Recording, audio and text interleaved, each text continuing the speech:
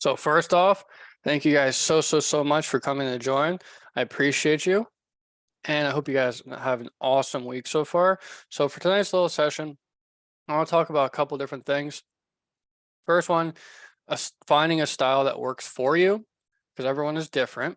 Next, carving out that style and then finding a setup that works for you, because every trader is different. And then at the end, we'll do the importance of monthly recaps and just do a little question and answer section. All right. So first one is something that's super how do I put it? It has a lot of misconception around it, right? So like when you first get into trading, and I'm sure you've seen it all around social media. It's everyone just a day trader, right? Everyone's just a day trader. That's how they make money. So inherently, subconsciously in your brain, in your reptilian brain, you're like, oh, I gotta be a day trader or I'm not gonna make money.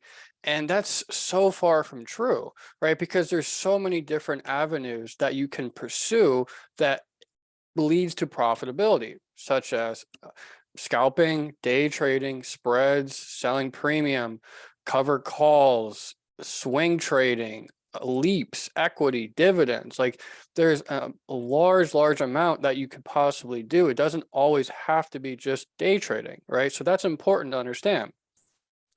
Then you have to understand, how is your life, right? Like, so the next point is, what does your daily life consist of?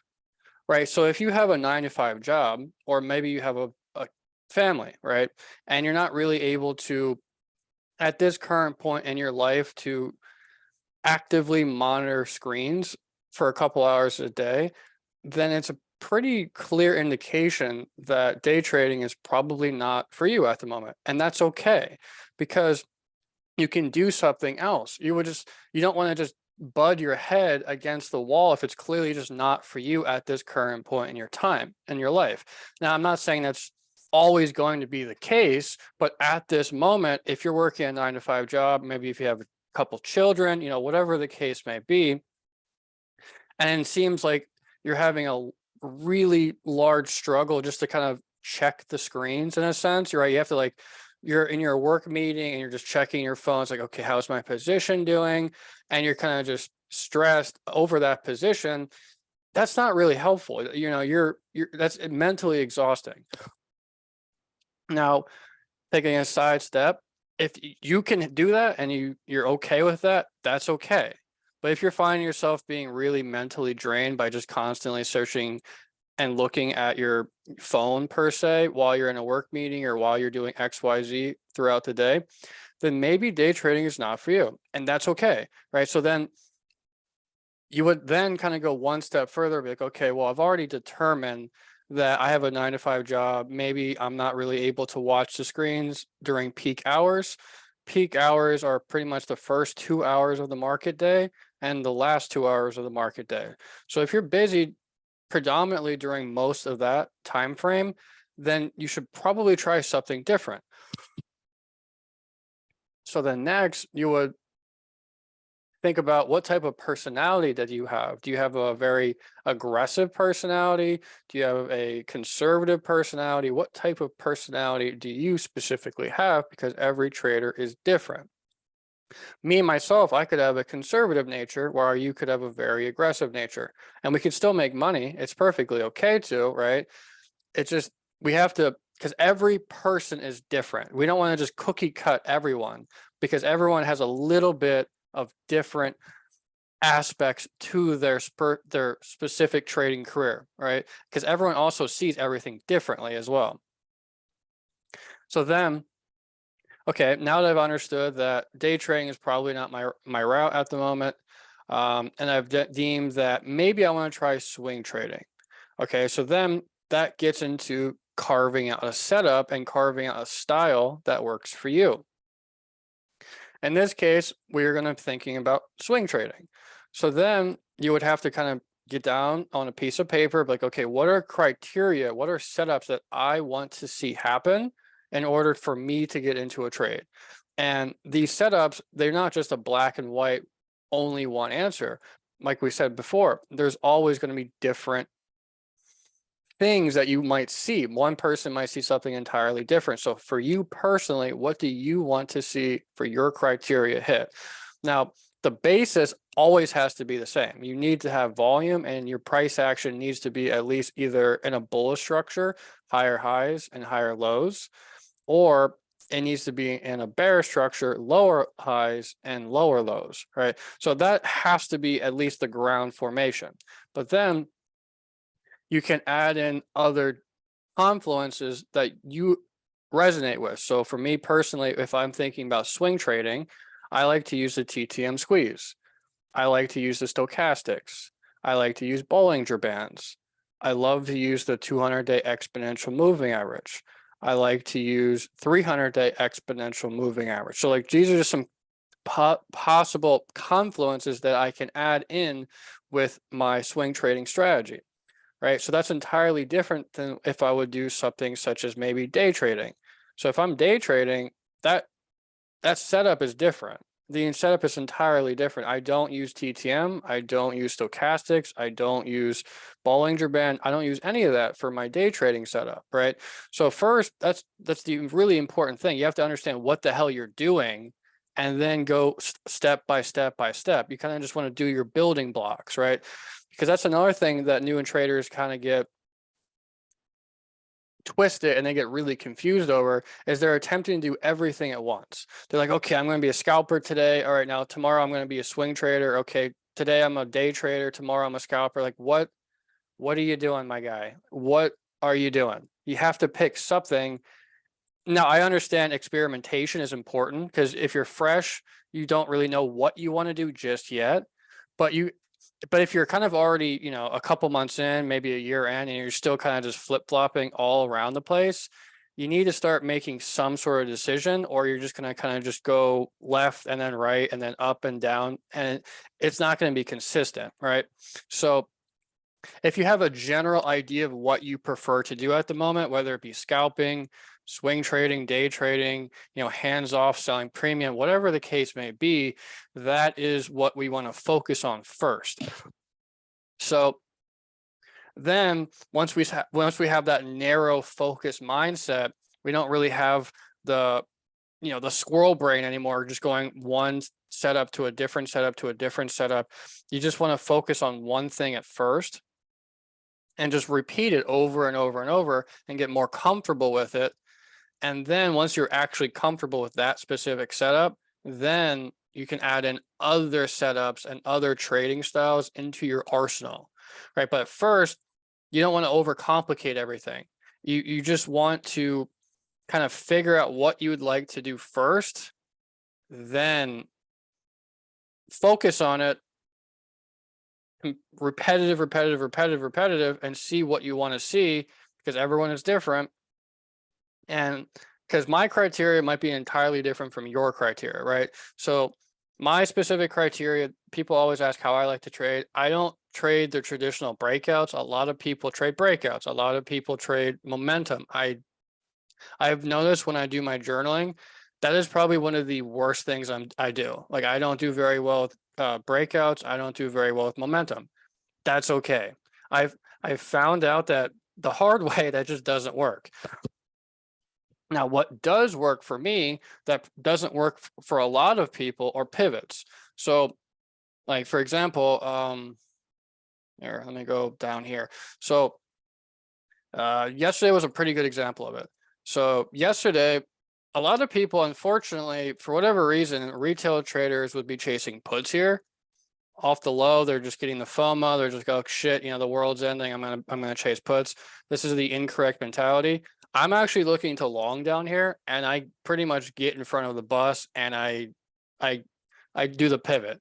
So sometimes if you don't know what you're doing and you're not familiar with reading tape and price action, you can unfortunately buy a falling knife and just get blown out of the water. So this style is definitely more risky, and it's not really, beginner friendly, but it's what works for me because I know how, liquidity pools, I know stop run hunts, I know how to read tape, right? So in this case, this is what works for me, but it doesn't work for everyone, and that's okay.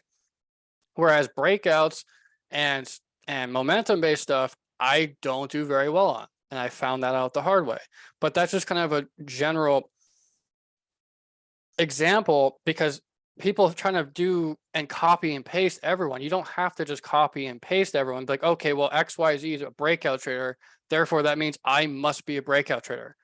No, you don't have to be a breakout trader. You can do whatever the hell you want, as long as it's, as long as it's a defined strategy that's repeatable and you're finding good results out of it, then it really doesn't matter what you do, whether it be scalping, day trading, momentum-based trades, pivot trades, reversal trades, rejection trades, like whatever you want to do, find it and then capitalize on it over and over and over.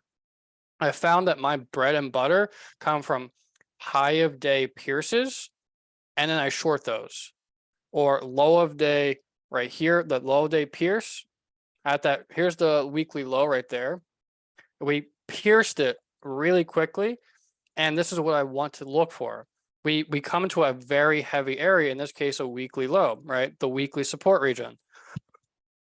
I want to see price action specifically pierce through that level very quickly, because I know that there's going to be liquidity sitting there waiting to get filled.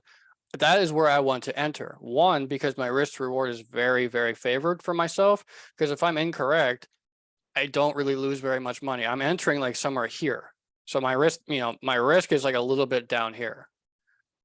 My reward is pretty gosh darn good, right? So that's why I like these type of setups, because my risk to reward are very, very, my risk is very narrow and my reward has a very decent upside. Now, this is where I like to position myself, either the low of day or the high of day. Or I also use 200-day exponential moving average, the VWAP, or the point of control. Most of those have a very high probable chance of either bounces or rejections. So I like to position myself into high value areas. I don't really like to trade during low value areas. Like in this right here, the middle ground, I wouldn't trade this. I like to trade here. I like to trade up here on the high of day, the low of day, or possibly, off this purple line. If I see a purple line somewhere, this is the 200-day exponential moving average, I see a bounce or rejection, sure, maybe I'll take a trade there. But my bread and butter come from low of day pierces, getting that liquidity, pulling the stop runs, and then possibly reversal. It doesn't happen all the time, and the last couple of days has worked out pretty well, right? Same kind of thing here. We came to a high liquidity area. We dragged underneath a psychological level, 286, and we pretty much had a nice bounce off of it. High a day, came up, pew, came up, pew, right? So this is where I like to position myself. So I'm just kind of helping hopefully turn some gears in your head, because you don't always have to just do breakouts. You don't always have to do momentum trades. There's other avenues that you can possibly pursue, and one of these that you could do. So I think I wrote this in one of the chats the other day, but here are pretty much the major areas that I ever position myself at. So I position myself at key high value areas: the previous day high, previous day low, like we just kind of talked about. I looked for reversals. Basically, if it's a previous day low, then I look to see some sort of piercing. And if I see that, in this case, bullish volume is stepping up via the tape and via price action, then I'll enter a trade. If I don't see that, then it can continue going lower, and I just want to be a little bit more patient. Same exact thing with the high. I'm looking to short this.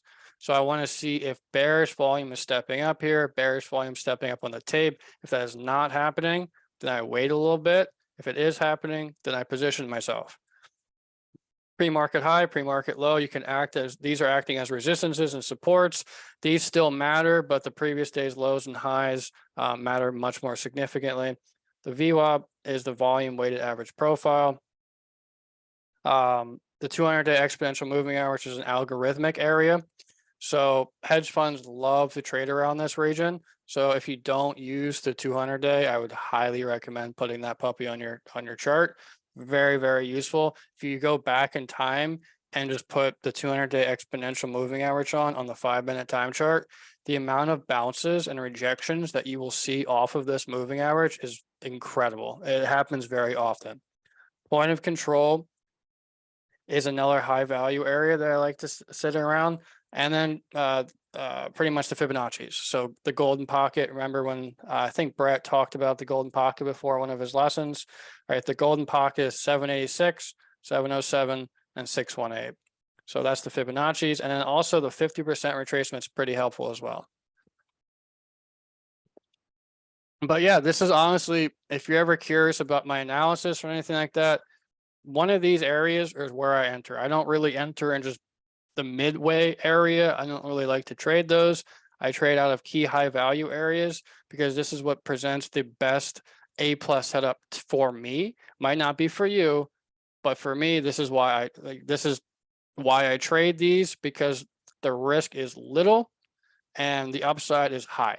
And as a trader, that's ideally what you want. You want to have as little risk as possible. So I'll leave this up here if you want to take notes on it. All right, I had a couple questions in the chat. 1 second.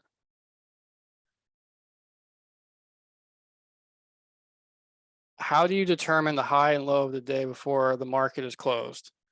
So you would just so for example, today, we already kind of identified our high and low of today. So like on Friday, because the market's closed tomorrow, we already know our high. Our high is right here, right in that general area. It doesn't, so like we have to remember, we don't want to just put a line, right? Because sometimes people think it's black and white, like it has to bounce there, it has to reject there. That's not the case. The stock market is not picture perfect. You want to draw a zone. So in this case, here is my area where I can possibly enter a short at, right? And this, like, right, we rejected there and we rejected there. So I'm giving myself basically a 25-cent zone of this high. So this is today's high. So then I would just draw that over. So when Friday comes, there we go. And then here is the low. So like this right there is the low. You can either draw it like this, just having one level, or you can give it a little bit more steam. In this case, you can kind of see we bounced off a couple times in this general area, right? We respected here, here, here, here, here. So you could give yourself a little bit of a zone. Same thing. Okay, this is where I can become active at for possibly a long potential. This is where I can be active at a possible short potential. If the price action just pierces through it and doesn't slow down, then you don't want to short this. If this price action just drops right through this, you don't want to be longing this because it can be a falling knife. You want to be really incredibly careful. So I would just put that over there. Okay, there is my low of day, and here's my high of day. And then I will trade that on Friday. Hope that one helps. What is the tape? I have a YouTube video about tape reading if you want to check it out. I was actually going to make a new video about it because that one's a little outdated. So I'll do another video about tape reading over the weekend or next week so we can do some live examples of it. So I'll just do something during market hours so you can actually see tape reading in real time. So we'll do something like that next week. What time frame do I trade in? Since I'm a day trader, now we have to remember I'm a day trader. My time frames might not be the same as yours. I usually trade within the 3-minute, the 5-minute, 15-minute, and usually like the hour and the 4-hour. I don't use the 2-minute or the 1-minute at all.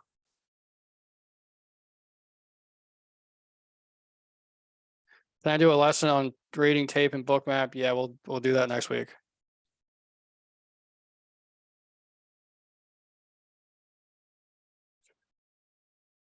How do you do supply and demand with volume profile? How do you determine trading style and setup for me? Yeah, so I did get off a little off topic there. So let me get back on topic here. Hold on. Okay, anyway, so we already kind of determined finding a style that works for you.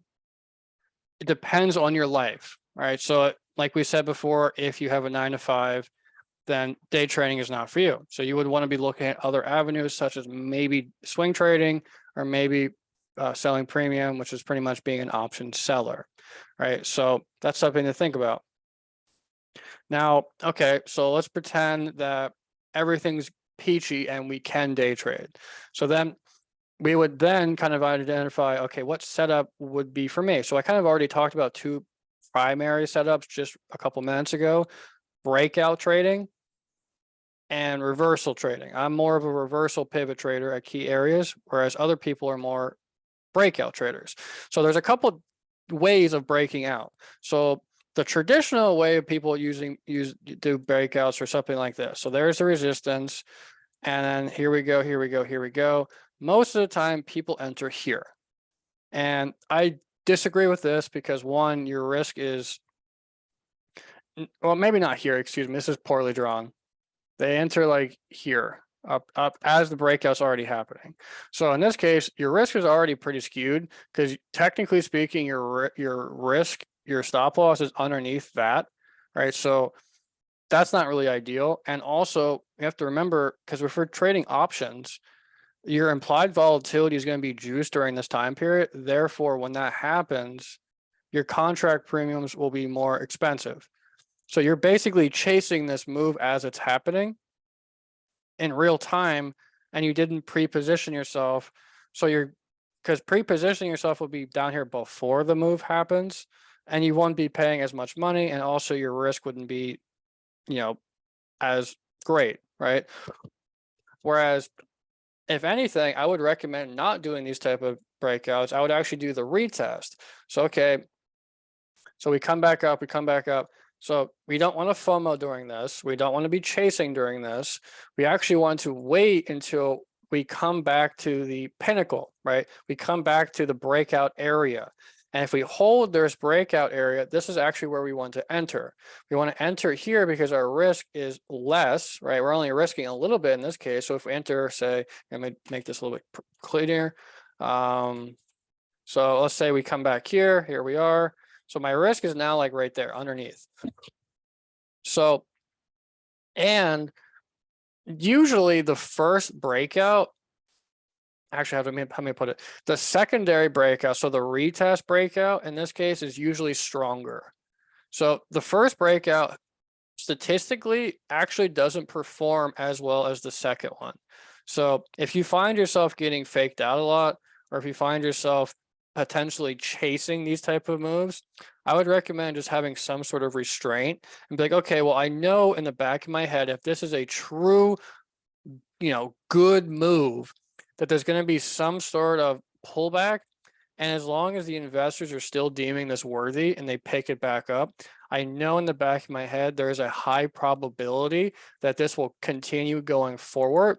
And if I just wait a little bit, then I'll be able to get a much better trade opportunity. I'll be getting a much better risk to reward skew, right?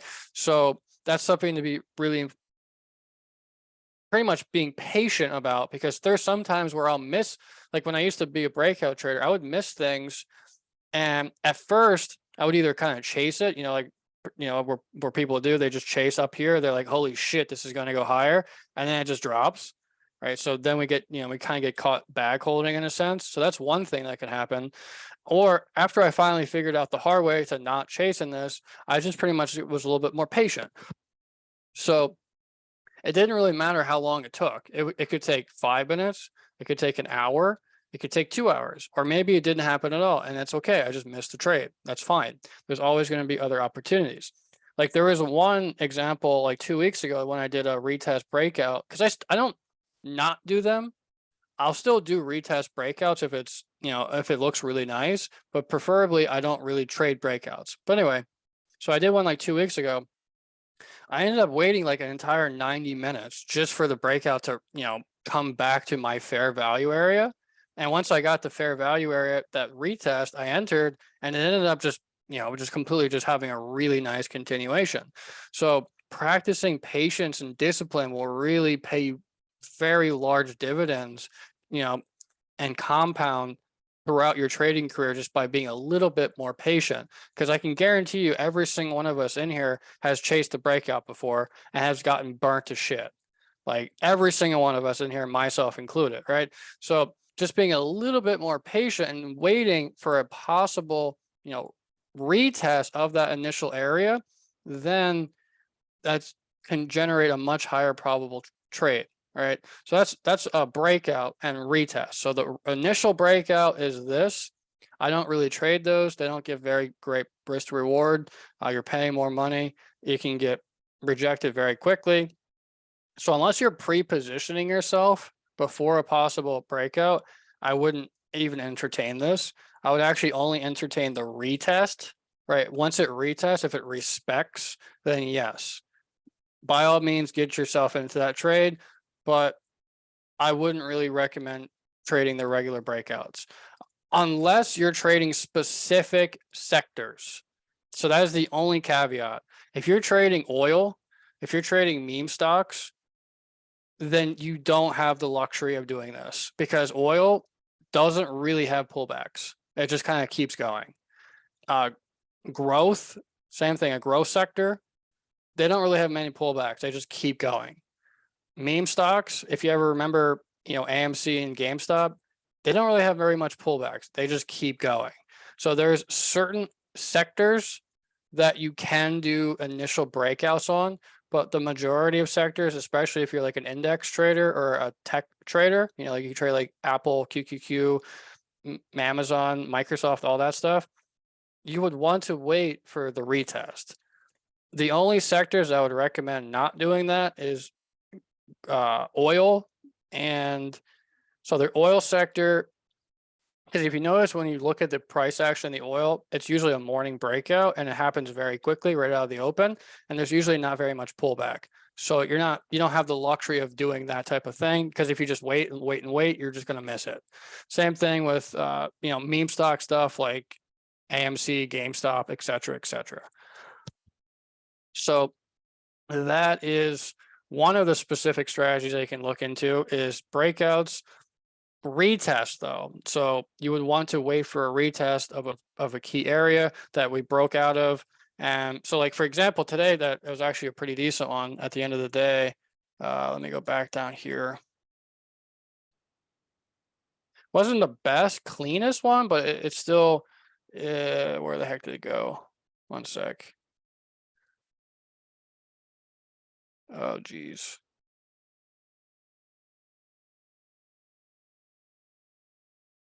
Oh, geez, where did it go?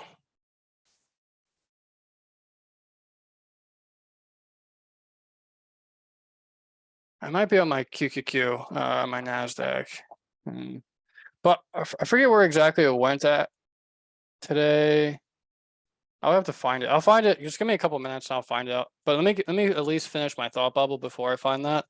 But anyway, going back to the thought bubble, there was you want to do the retest at key areas. So like, let's just say we break out of a flag, right? So like, here's the flag and let's say it's a bearish flag. We break out underneath of it and we don't catch this. But if we come back up in this general area and we retest it and we hold, and this is new resistance, then this is where you want to enter for a retest, right? So you can do that with major patterns such as double tops, flags. You would also want to do that at key value areas like psychological whole numbers. If we break out of say, $100 and we come right back and hit $100 and we hold, then we can continue for the retest. So just some things to think about, especially if you're having some issues with breakouts right now. I would really, really suggest waiting for a retest. This way, your risk to reward is much more in your favor. And if it's wrong, it doesn't really matter because you're not risking that much money. So that's one thing you can look into.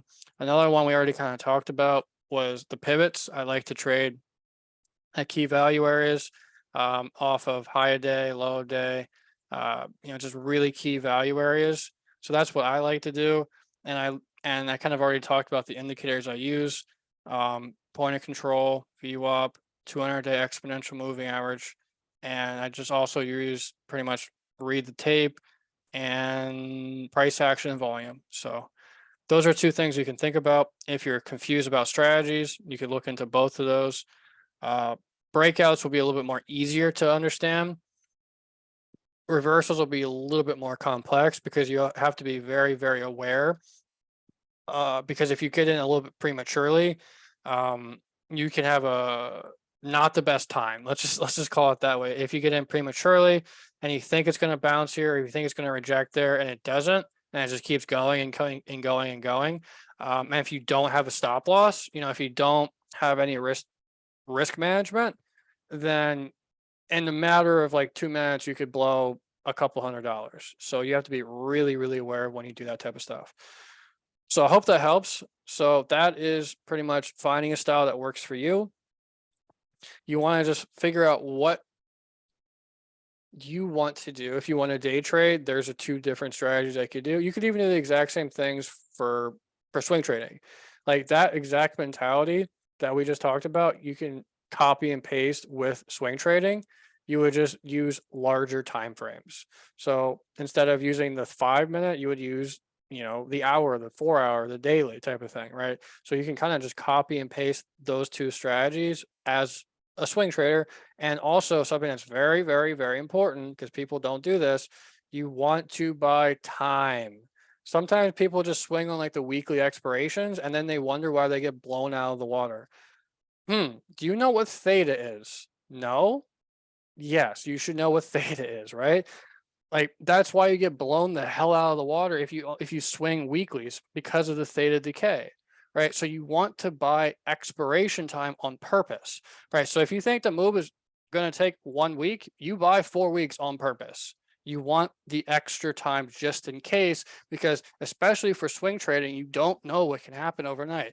We could have some horrible news come out over the weekend and the market could gap down $10, and that's out of your control. You can't control that, right? So if you only have a weekly expiration, congrats, you're opening Monday morning 0%, or not 0%, you're opening 100% down, right? So like that's out of your control. Whereas maybe if you have like 4 or 6 weeks, it's like, okay, well, we gap down, but at least I have a little bit of time on my side to possibly, recover some of these losses.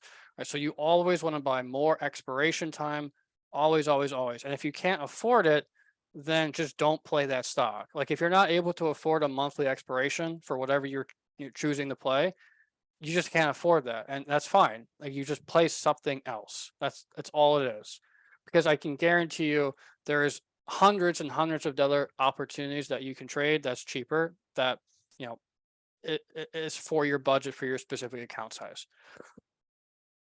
But yeah, that's really, really important when it comes to swing trading. That a lot of people kind of get confused. It's just they don't buy enough time. If you just simply buy more time, I can guarantee you swing trading is not that difficult. If you just buy a month, 2 months, or 3 months of time, you're not going to be nearly as stressed. You're not going to be looking at your phone every 3 minutes, because in the back of your head, okay, well, I have 3 months of expiration. I'm okay at the moment, right? Obviously, you still want to manage your trade. You want to put your stop loss in, your targets in, you want to do your alerts and everything like that. But it's much, much more stress free if you buy extra expiration. So that's something that's super important to understand. Hope that one helps. We already kind of covered the style that works for you, carving the setup. We'll go over monthly recaps. Let me just kind of read comments real quick, and then we'll do monthly recaps. Let me get rid of some of this stuff. Okay, this is our next thing. So just kind of look at this and tell me, just a show of hands, yes or no in the chat. Does your current journaling look like this? Is this what you do for journaling? Or actually, do you journal? Yes or no? And does your current journaling look like this? Yes or no?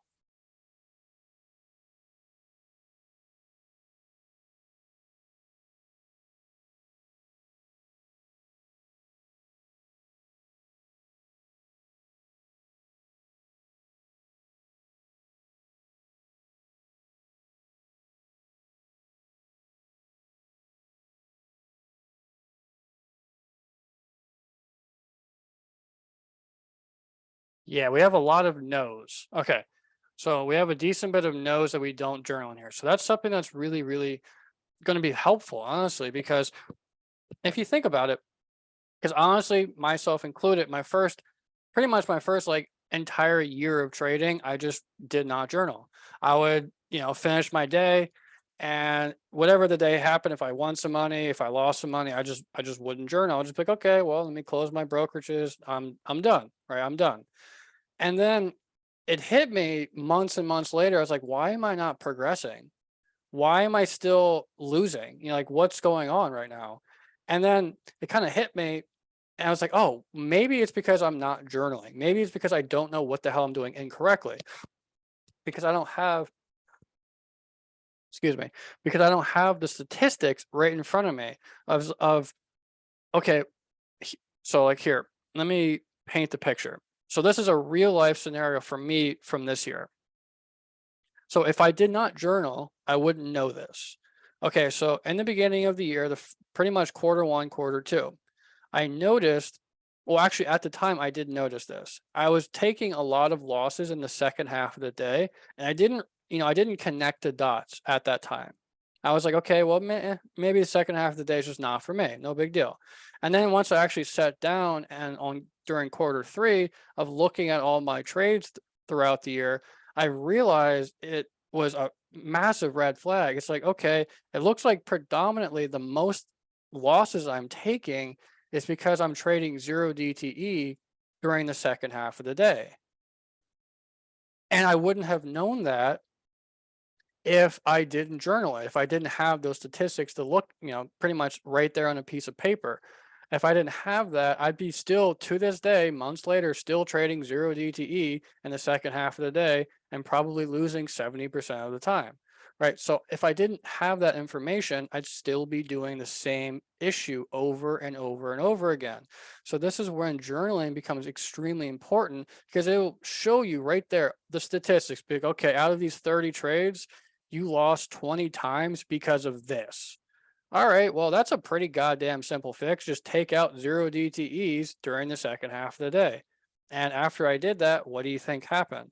I didn't lose nearly as much on the second half of the day because I just didn't trade 0 DTE. I rotated into the next expiration, right? So going back to the main point, if I didn't have that statistics, I wouldn't have known that. Right. So this goes with everything. Like if you're journaling, it looks like this. Okay, I bought AMD calls today and I got $50 profit. If you look back in a week from now, what is this going to tell you? Like literally, what is this going to tell you? This isn't going to tell you shit. It's going to tell you, hey, I got $50, but that's it. It's not going to tell you what type of setup it was. It's not going to tell you when you traded it. It's not going to tell you what possible mistakes you made. So this way you can kind of gauge your pattern, your tendencies of what you're doing incorrectly and fixing them. So instead, you actually want to have, where's my little thing? Here's this. You want to have your template to look kind of like this instead. So, okay, what was the trade? So in this case, what was the setup? Was it a rejection setup? Was it a breakout setup? Was it a low of day peers, high of day peers? Like whatever setup that you like to trade, what was it? Okay. So then what time of day was it in? Was it in the morning? Was it during lunchtime? Was it during the first 5 minutes? Was it during lunch? Like the last 5 minutes of the day? When was it? Right. So this way you can start gaining statistics of when you perform better and when you perform worse. Me personally, I've noticed that I perform a lot worse during lunchtime. So this is another reason why I don't trade lunchtime because statistically I perform worse. Okay. Now going back to what was the trade? Let's say I took 30 trades and 20 of them were wins off of pivots, my bread and butter. And it looks like 10 of them were losses because of breakouts. So I've already identified what I'm doing, well in, which is pivots, and what I'm doing poorly in, which is breakouts. Therefore, something is incorrect with my breakouts. What am I doing wrong? What can I improve on? All right. So then you can do two things here. You can either completely cut out breakouts because it's obvious they're not working for you, and then reevaluate them later on. Or you can be like, okay, let me take an extra 15 minutes or an hour per week and be like, okay, why are my breakouts not working? Am I entering too prematurely? Is my risk to reward just skewed? Am I not adhering to stop loss? Like, am I not taking profit when I should? Like, what's going on? Right. So then when you start deep diving into your trading and figure out, okay, what am I doing incorrectly and how can I fix it? Because if you didn't have these variables, if you didn't have these statistics and you're only looking at, this, how are you going to improve if this is all the information you have? But once you start carving it out more and more and having these variables that you can look back on, because this one, if I look back in a week, I won't even remember this trade. I won't remember anything about it because I don't even remember what I ate for breakfast yesterday. How am I going to remember what happened 10 days ago? Right. Whereas if I look back in 3 weeks from a trade like this, I'll remember it clear as day what happened because I have the information right here when I wrote it fresh. So, okay, I already have the setup. I already know what time of day it was. How long did I hold it for? So this is something important. If you only wanted to scalp something, so if you predominantly thought about scalping it, but you saw it, but it looked like you held for 2 hours, that's a red flag. You don't want to let your scalps turn into day trades. That is two entirely different strategies. So that's a red flag. That's something we can fix. Whereas, okay, if I'm a scalper and I'm only holding for 10 minutes, this is okay. That's good. All right. So then winner or loser, obviously you want to know if it's a winner or loser, because then you would figure out what the setup was and statistically, which one do I perform better in and what time of day do I perform better in, all that type of stuff. Next would be my mistakes. This is when you want to be constructive criticism with yourself. You don't want to be negatively talking. You don't want to just be hurtful with yourself because a lot of people put themselves down. You don't want to do this. This isn't really good subconsciously. You don't want to do that. You made a mistake. It's a learning lesson. Move on, right? So, okay, what was my mistake? Was I holding too long? Did I not adhere to my stop loss? Was I just being greedy? Revenge trading, hesitation, impatience, not having a plan, like whatever the case may be, what were my mistakes? Label every single one. So this way you can figure out what you're doing incorrectly over weeks and weeks and weeks. So if you pull up, say the last 3 months, and it looks like XYZ mistake. So let's say it's not trading with a plan. And that same mistake is showing up for 3 months in a row. That is a very, very big red flag because it's clear as day you're not trading with a plan. Therefore, that's something we need to fix immediately, right? So this is how, with the journaling, we can start picking apart and being accountable with ourselves. All right, then, okay, what was my thought process on why I entered this trade? So what did I see that allowed me to enter this trade? Was it, higher than normal volume? Was it a rejection at a key area? Was it a bounce at a VWAP? Like why did I enter this trade? Was there a pattern forming? Was there some sort of news catalyst? Like any of that type of stuff. What was my reasoning to enter this trade? You better have one, because if you don't have one, then that's a mistake. You had no trading plan. Okay.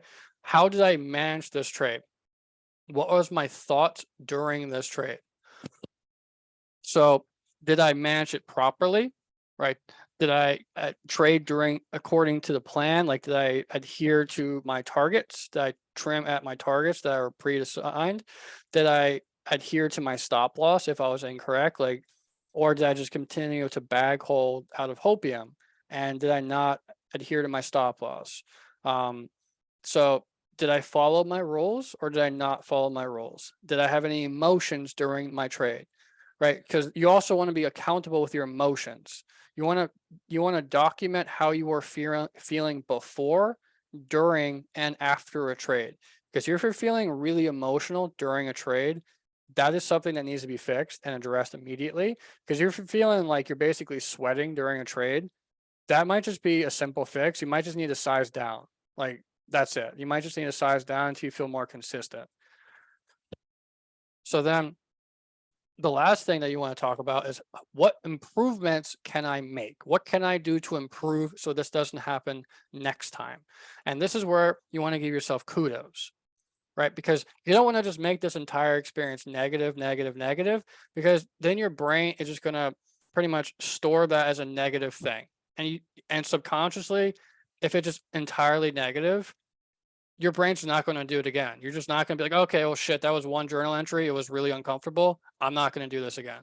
Whereas if you give yourself an kudos at the end, be like, okay, well, it looks like I made 75% mistakes in this. They were all learning lessons, but I actually did this one variable really well. Maybe I entered at a perfect time. Maybe I exited at a great time. Maybe my emotions were good. Whatever the case may be, you want to give yourself at least something that's positive within the entire experience. So this way, you're not just kind of, leaving that experience really negative in a sense, not necessarily negative, but sometimes when you first start journaling, it becomes very uncomfortable because you're seeing your mistakes right there clear as day. And instead of sweeping them under the rug, you're being forced to see them like right then and there. And sometimes people don't like that. They get very uncomfortable saying, holy shit, out of 50 trades, I've lost 40 times because I had no plan. That's a punch in the gut. Just noticing that you're wasting your time. Like you're like plain simple as day. It's frustrating once you actually start journaling. It's like, holy shit, I've just wasted 6 months of my goddamn life because I didn't journal and I just kept doing this exact same mistake over and over and over again. So it becomes uncomfortable, it's frustrating. And then if you don't give yourself any positive aspects with it, you're not going to do it again because you just got super uncomfortable and you just notice that, wow, this is when your negative talk comes in and be like, oh my God, I'm wasting so much time. I'm a failure, blah, blah, blah. We don't do that. We don't want to self-deprecate because how we talk to ourselves and how we speak in general is very, very important because your subconscious doesn't know the difference if you're joking or if you're not joking. So even if you're not feeling very well, you don't want to be negative to yourself. Just be, okay, I made a mistake. Yes, I lost money. Yes, I did whatever, but that's it. You're not able to change that, right? Like the rule that I give myself is I will give myself 15 minutes. I can be pissed as shit. I can be emotional. I can go cry. I can go scream. I can do whatever I want. As long as I'm not hurting anyone, as long as I'm not bothering anyone, I'll do whatever I want for 15 minutes, get it out of my system, allow myself to feel this emotion, and then that's it. I'm done. I'm not able to change it. Yeah, I lost $20,000. Holy fuck, that sucks. But I'm not able to just go back in time 40 minutes ago and unlose that $20,000 or whatever the case may be. It's over. You have to understand that trade is over.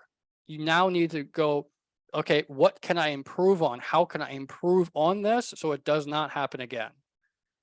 And then just, go about your day regularly. You don't want to just self-deprecate and get into this hole because I used to do this really horribly. I would take a loss and instead of, doing that 15-minute timer that I set for myself, I would literally allow this to fester for 72 hours. I would be really, really emotional for like 3 days and still think about that loss 3 days ago.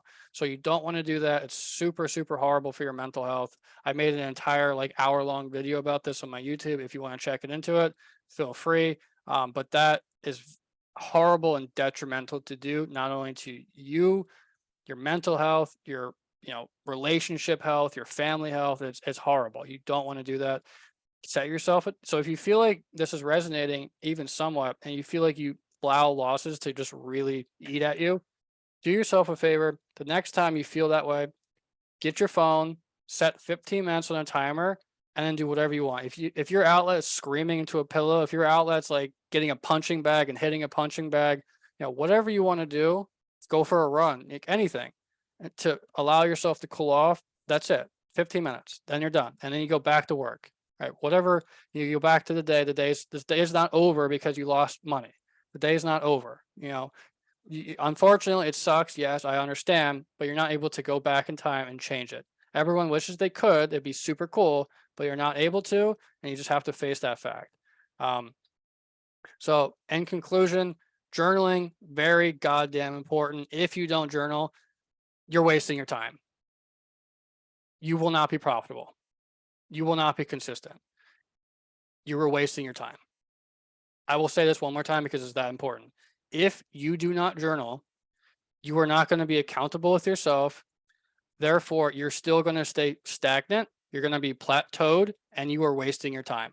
And then fast forward from a year from now and you're still doing the exact same mistakes because you just keep sweeping those losses under the rug.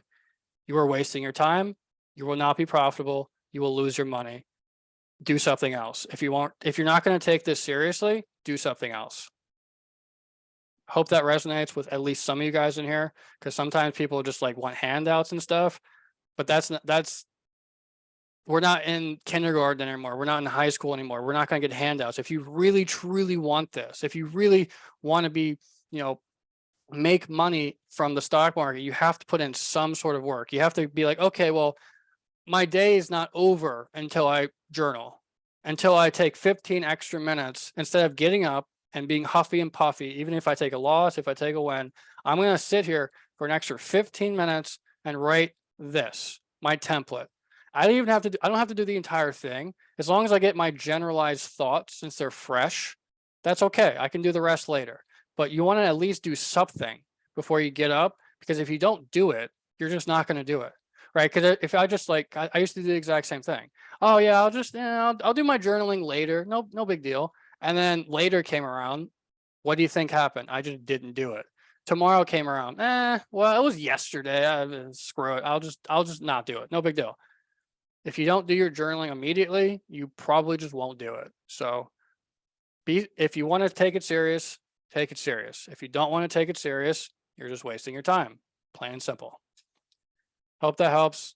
I'm going to read some comments. If you have any questions, anything like that, feel free to talk about it now. We'll go for probably like 5-10 minutes, and we'll end our session tonight.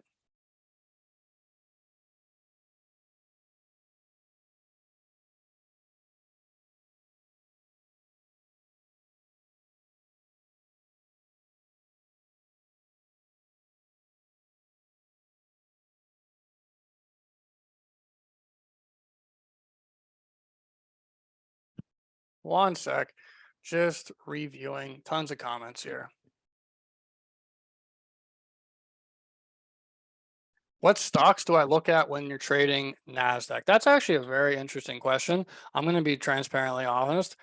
I don't use any other thing besides VolQ and market internals. I made an entire video about market internals on my YouTube. I'll link that in a little bit. But that's the only thing I look at when trading NASDAQ is the VolQ, which is the NASDAQ volatility matrix, the at the money volatility, at the money volume products. And then also I use the market internals. So if you don't know what the heck that is, I'll drop my brain. I will drop a video in a couple minutes. How can I get more trades as a day trader? I'm assuming you are on a margin account. Therefore, what you would do is switch to a cash account.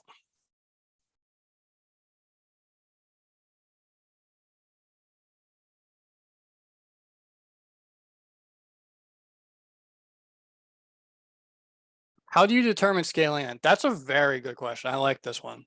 So this is something I actually have been doing recently. Since obviously, like we said, my strategy can be a little bit risky at times because I'm basically getting in down here, and I could very well just get blown out of the water, right? So what I end up doing is I size in. So instead of my full size, let's just make it easy. Let's say I don't know, I take 3 just to make it easy. So instead of 3 positions, I'm only taking 1 down here.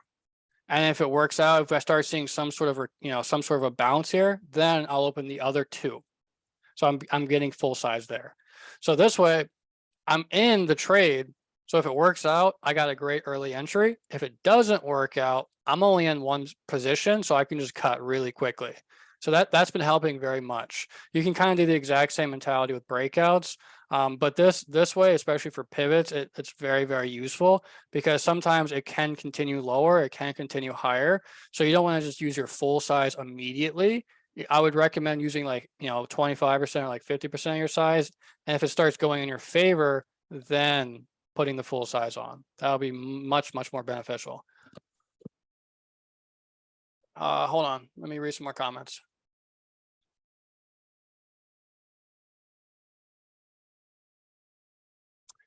I am new to trading, and quick question about when you lose 95% of the trade and still have a week out expiration, can it recover?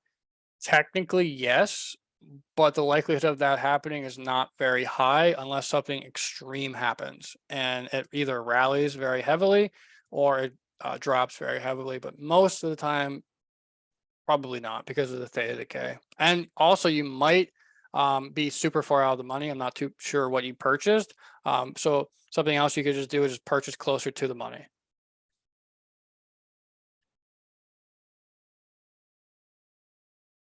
What do I think about TradeZilla? I love it. Love it, love it, love it. I use that to journal.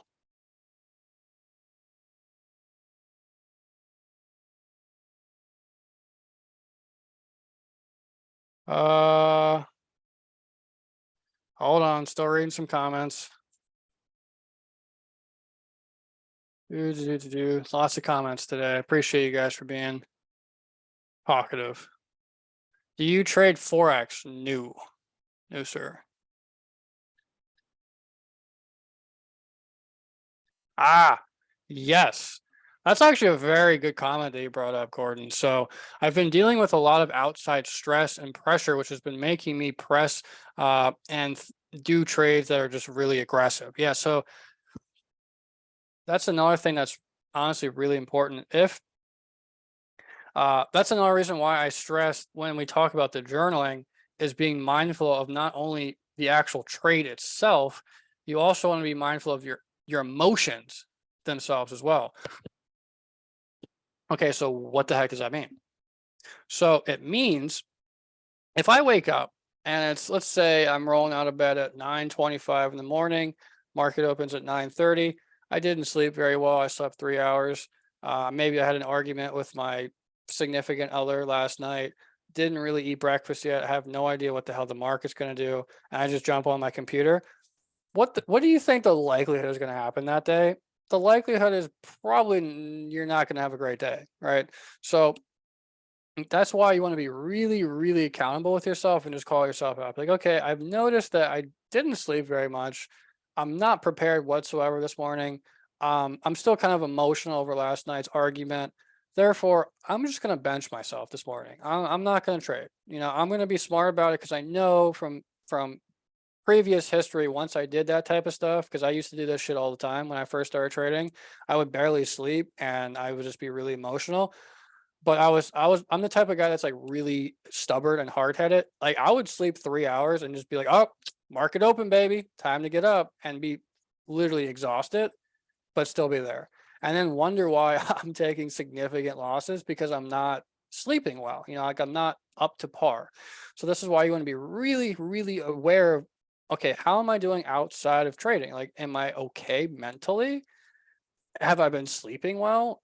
Have I been eating well? Like all that type of stuff really, really matters and it directly correlates with your trading. Like if you're not taking care of your body and your mind outside of trading, that's going to directly affect you inside of trading, right? So that's why you want to be, that's another thing I talk about in my journal entries is just, okay, how am I feeling today? Like, did I sleep well? Did I not sleep well? Am I emotional? Did I work out today? Am I okay?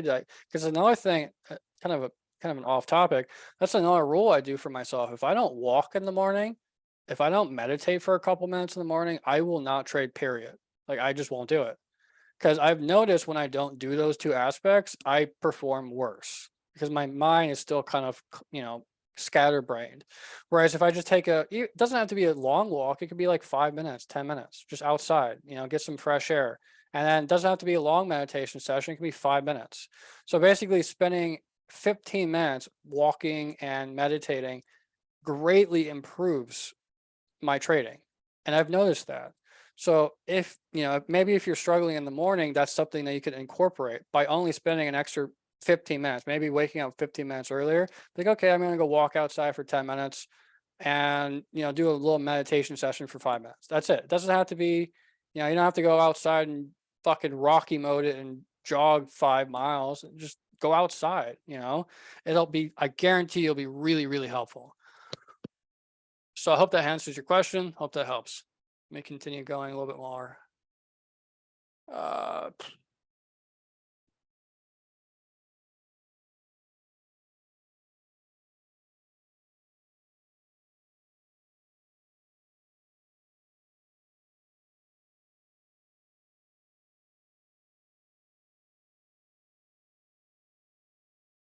the best trading platform to use.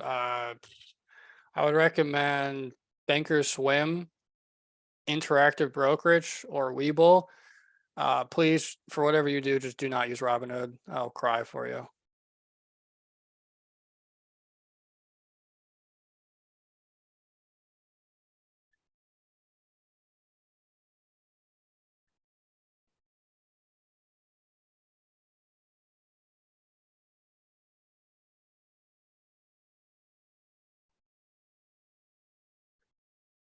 Will you be uploading the video? Yep, do I have any studies or scripts on Thinkorswim I would recommend? Yes. I have a couple on my YouTube. It's TTM Squeeze Pro. I have market internal scripts. They should be still active on the YouTube videos. The one is just the TTM video. The other one is the market internal, so they should be good. If they are not active for whatever reason, I'll drop my contact information. You can just message me on Telegram or something, and I'll send it to you.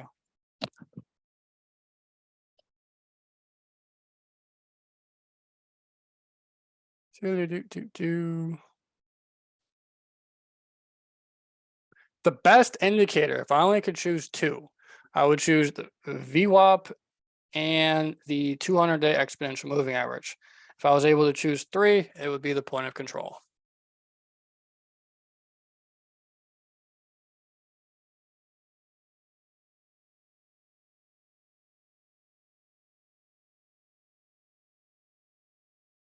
Why do I trade NASDAQ products over SPY products? That's a very good question.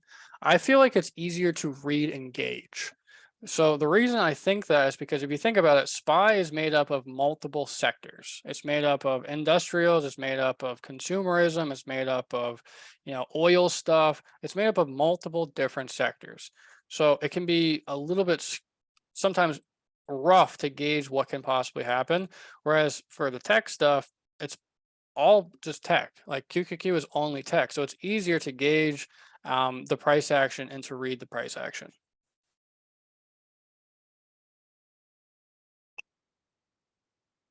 Do you sell options or only buy them? I do both.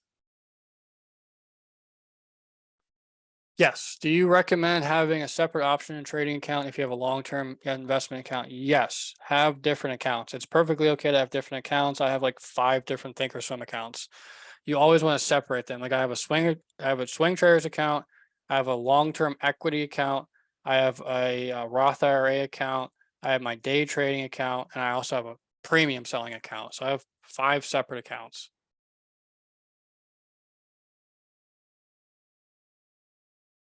What is my journaling technique? I use a software called TradeZella.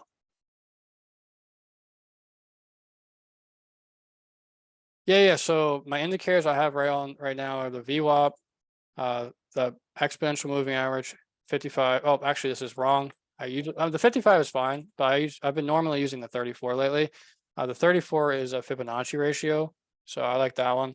200-day and 300-day, and then the VWAP.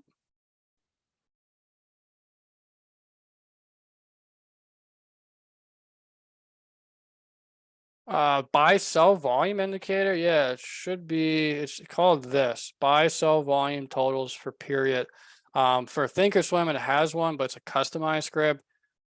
I don't believe it's in any of my YouTube videos, so just I'll just drop that in the chat. I don't have Thinkorswim open right now, so just message me personally. I'll send it to you if you want it. Because there is one that's kind of like this on Thinkorswim. It just showcases the different volumes. So in this case, it's a 3-minute time frame. So in this time frame, this candle volume predominantly was like half and half. Half bullish, half bearish. This one was predominantly bullish, so it's very, very helpful. Do I use supply and demand? Yes.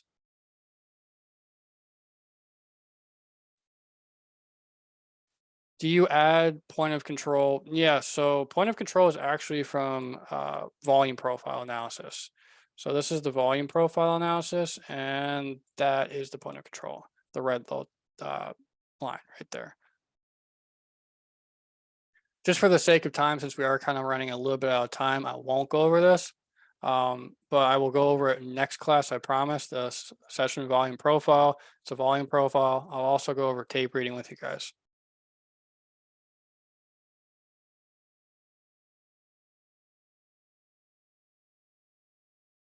How do you prepare for your watch list during the day? You always give good stocks to watch for the day, especially the earnings reversals. Yeah, good question. So I would recommend keeping an index watch list up here. I can leave this up if you want to screenshot it, or just during the video you can see it. So these are all the different indexes. So the ETFs are like the tech ETF, industrial, financial, energy. So this way you can kind of look, be like, okay, well, what's energy doing today, right? And then if energy is doing pretty well, then you would go in, okay, hey, Google, what is XLE's top holdings? XLE's top holdings are Exxon, Chevron, and Marathon Oil. So I just found 3 possible stocks to trade by using this. And then for earnings, you would go to a website called Earnings Whisperer. That is where I find my earnings plays. Hope that helps.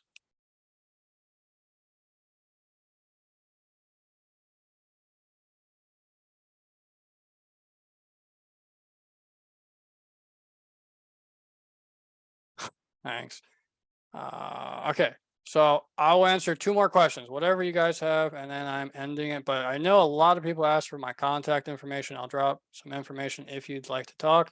Always happy to help a fellow trader. If you ever want to talk about trade reviews, just general questions, anything like that, always happy to help. Don't feel afraid to message me. 1 sec.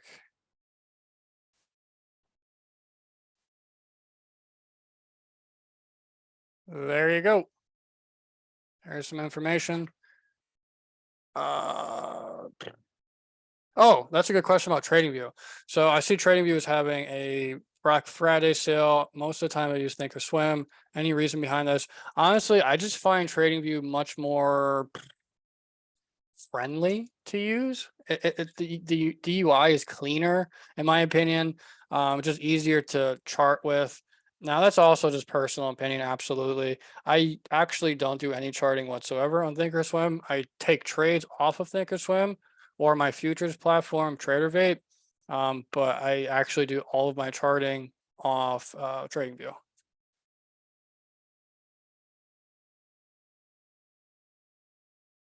How do you know when Fed meetings activities happen? So there's a dope website here. Let me pull it up. Called Forex Factory.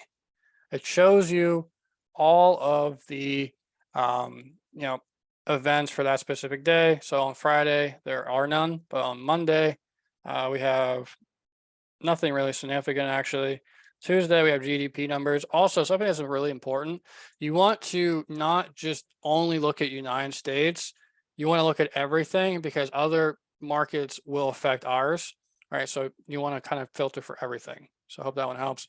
And then just in case someone didn't hear it, it's called Earnings Whisperer. And they also have a Twitter. The Twitter is much more friendly to use. So if you look here, so in this one, you would have to like cherry pick everything, but in this one, it kind of does it for you. So this one was this week's, right? So it kind of showcases what they are. Hope that helps. Do you happen to know if Bookmap has Black Friday offers coming up? I'm going to be transparently honest. I'm not too sure, but if they do, that would be cool because I'd love to buy a yearly subscription.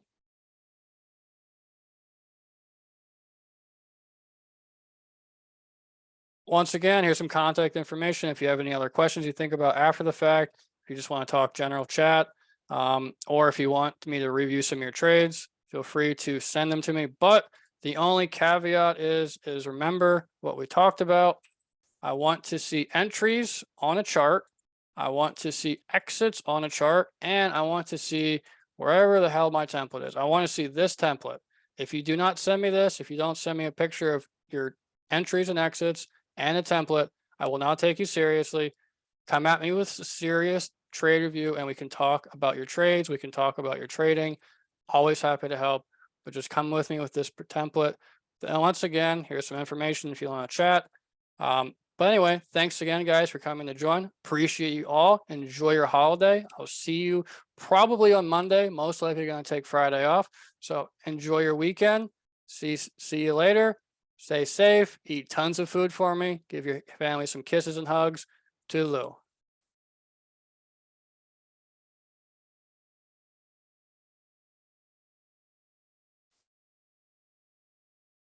Good night.